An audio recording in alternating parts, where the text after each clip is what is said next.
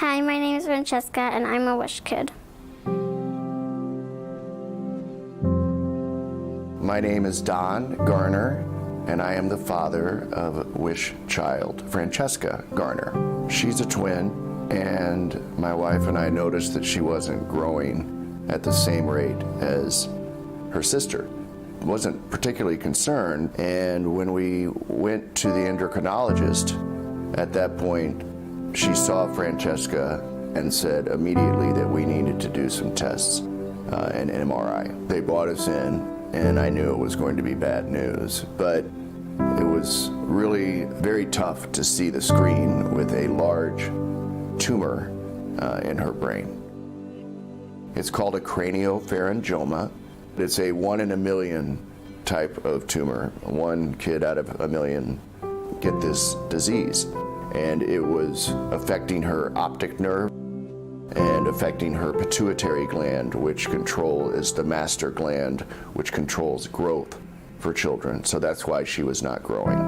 And very quickly scheduled a craniotomy. It's always sad to see your daughter get up on a table with basically magnetic rays going in there to kill a tumor.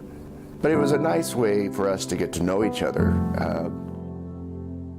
I was not moving. They needed me to move so I can actually go to my house, and I just didn't want to go out of bed. I really did not want to be there anymore. It was really scary. The best way to describe it is, as a twin, they have a very close relationship. They're best friends. She's really nice. She's really funny. I was very proud of Katerina taking care of her sister like that. I was glad to see her at least getting better. Francesca she has a great prognosis. She is a happy child, normal in every respect.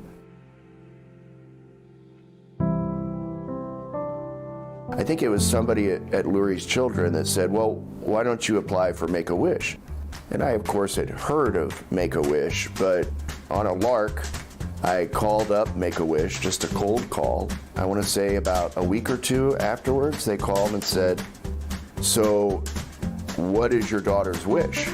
And I had not talked with Francesca about this at all. I came in from the call, and it was in the kitchen, and I come inside and I say, Francesca, if you had a wish to do anything, what would it be? And Francesca kind of thought about it for very quickly, and she loves croissants. Her daily ritual is to basically have a croissant with Nutella on it. Okay, so she said, out of the blue, no coaching, no anything, and I just was surprised. She said, I would like to eat a croissant on top of the Eiffel Tower. And I said, well, I didn't even know that she knew about the Eiffel Tower in France. It was really a magical trip. I've seen other videos of Wish kids, and everybody says how magical it is. It really is. Everything just worked out very well. I thought Paris was really cool because it was a really one-in-a-lifetime experience. We had what's called a bateau mouche, which is the boat on the Seine River. We obviously went to the Eiffel Tower.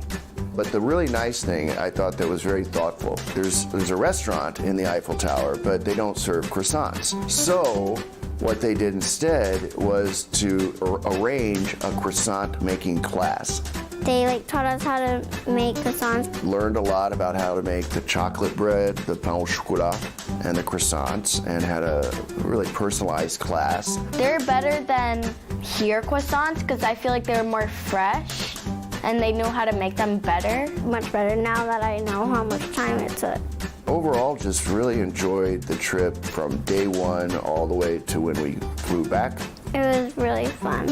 It was the stress was gone because Paris was just really fun and everyone was happy. She definitely was excited. Of course, she told all of her friends at school about it, and because her and her twin, Katerina, are in the same class, they both talked talked about it quite a bit. They still talk about it. I thought that was the end of the Wish. Okay, so 2 or 3 months after the Wish was over, we get another call from Make-A-Wish saying, do you like hockey? Well, we'd like to bring Francesca out on the ice when the national anthem is playing. So we had a wonderful experience.